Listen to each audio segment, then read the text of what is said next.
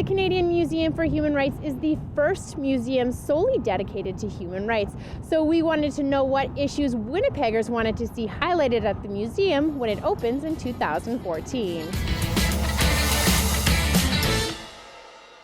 Sexual assault, could we discuss a little bit more? Less victimizing the victim, blaming the victim, more blaming the actual assaultant.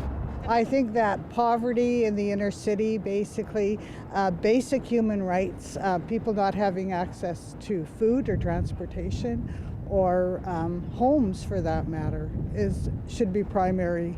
And it's interesting, we're going to have this big museum in Winnipeg, and a lot of people won't even be able to afford transportation in the city to get there. I'd like bisexuals to be more recognized, because generally people have this attitude towards bisexuals that they are non-existent and that you're either gay or straight. Thinking of gendered issues in our city, and rights isn't something that I like to think about as much as opportunities, but opportunities for women and First Nations and other minority sort of sects, even if we already sort of label them as not being minorities anymore.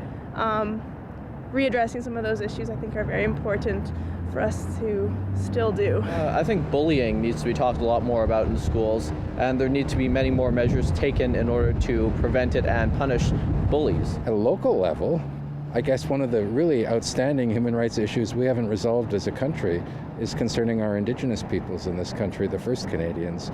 And I hope that if not our present government, a government soon will have the leadership to take hold of some of those issues, which are really issues we shouldn't be proud of in a global context.